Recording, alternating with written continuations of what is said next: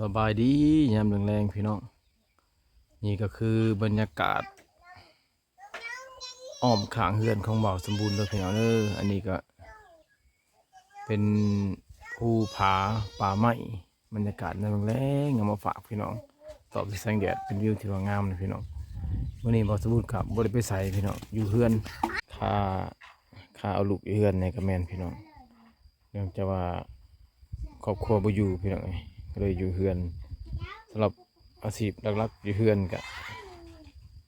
คือทางพี่น้องหูแล้วพี่น้องมาอยู่เขตนี้กะไว้แต่ปลูกฟังเลี้ยงสัตว์แต่ว่าสัตว์เลี้ยงนี่ยังบ่ทลายหรอกพี่น้องก็สิมีไก่อยู่ประมาณหม่อง20ปลายโตนี่พี่น้องนับแต่ตัวใหญ่มันทันตัวน้อยนับถึงตัวน้อยตัวใหญ่ก็ได้ประมาณ50นี่แหละพี่น้องมันไปหากินอยู่ป่ายังมันยังบ่ทันออกมาเลยพี่น้อง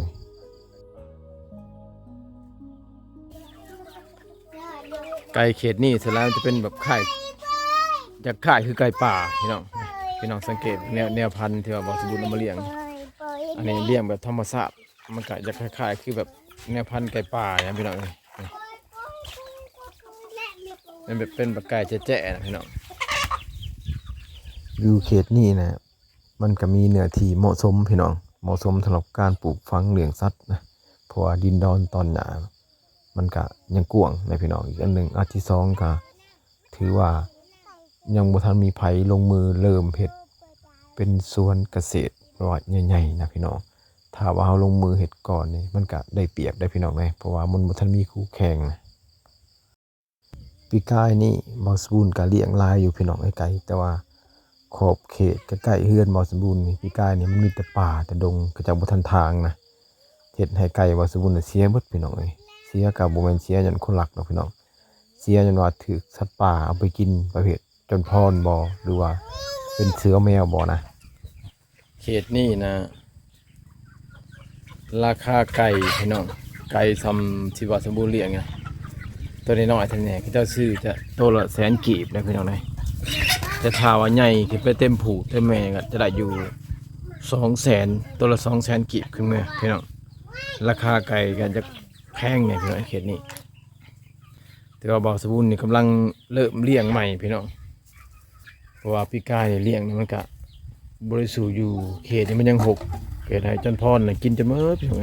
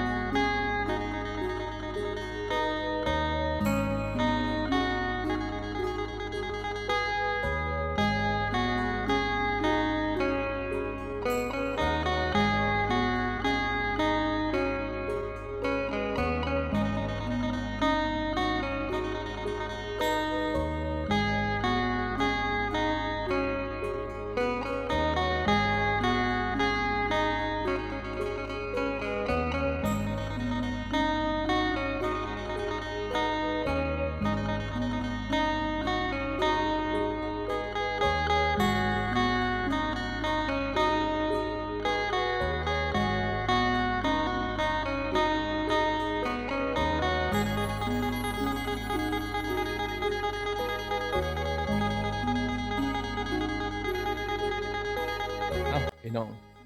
สำหรับคลิปนี้ก็มาถ่ายคลิปที่ว่า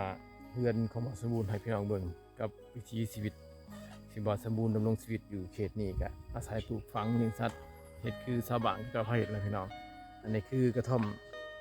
ของบ่สมบูรณ์เฮือนก็แม่นพี่น้องเพราะว่าบ่สมบูรณ์ก็เป็นคนชาวไร่ชาวนามาอยู่เขตนี้ก็อาศัยดำรงชีวิตอยู่กับธรรมชาติหากินแบบธรรมชาติแล้วก็มักวิถีชีวิตแบบดั้งเดิมแบบเก่าแก่นะพี่น้องมาอยู่นี่ก็ได้4-5 ปีนะพี่น้อง5 ปีนี้ไปเขาแหละถ้ามีพี่น้องเพื่อจะเข้ามาอยู่เป็นหมู่ก็เขตนี้ก็ยังว่างพี่น้อง